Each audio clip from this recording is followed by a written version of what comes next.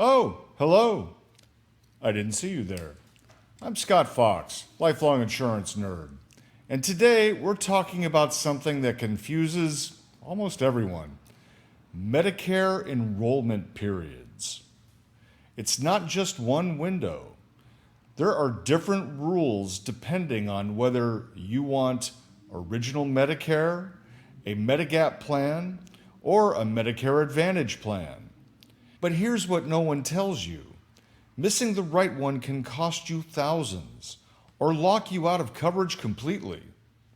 So in this video, I'm breaking down every major enrollment period, what it covers, who it affects, and how to avoid penalties or delays. Whether you're turning 65, still working, retiring late, or switching plans. Let's clear it up. You might think Medicare is just one big sign-up window, but actually, there are more enrollment periods than there are real housewives. Let's get nerdy. Starting with the big one, the initial enrollment period, or IEP. This is your 7-month window around your 65th birthday, 3 months before your birthday, the month of your birthday, and 3 months after. Nerd tip. There's a special circumstance where if your birthday falls on the first of the month, this entire phase starts a month earlier. This is when most people should enroll in Parts A and B, especially if you're retiring. Nerd tip. Don't miss this window unless you qualify for one of the other enrollment periods that we will discuss later.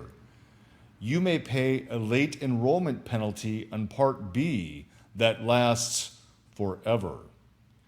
Part A is typically premium free, but if you must pay for Part A and you miss this window, a separate penalty may apply.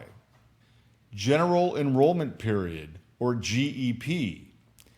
Did you miss your IEP? You could still enroll in Part A and or B between January 1st and March 31st. Your coverage begins the month after you enroll. Using this enrollment period may result in penalties that last forever. Special enrollment periods, or SEPs. If you're still working past 65 and have employer coverage, you can get an SEP to enroll in Part B without a penalty, up to 8 months after your employment or group coverage ends. Nerd tip. COBRA and retiree coverage does not count for avoiding the late enrollment penalty. Annual Enrollment Period, or AEP. From October 15th to December 7th each year, you can switch from original Medicare to Medicare Advantage. Go back to original Medicare from Medicare Advantage. Change your Part D drug plan. Changes made during your annual enrollment period start January 1st. This is when people should shop plans if they want better benefits, different doctors, or pricing. Medicare Advantage Open Enrollment, or OEP. From January 1st to March 31st, if you already have a Medicare Advantage plan, you can switch to another Medicare Advantage plan, or drop it and go back to original Medicare plus a Part D plan.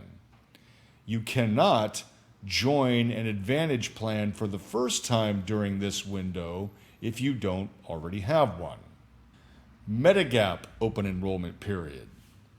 This is a 6-month window that starts the month you're 65 and enrolled in Part B. This is your golden opportunity to get a Medigap policy with no medical underwriting. After that, carriers can deny you or charge you more based on your health. So you owe it to yourself to at least look at a Medigap plan when you're in this window of guaranteed insurability. Birthday rule. Only in select states. If you live in a state like California or Oregon, you get an annual guaranteed issue window around your birthday to switch Medigap plans of equal or lesser value without any health questions. So to wrap up and recap, if you're new to Medicare, know your 7-month initial enrollment window. Are you still working?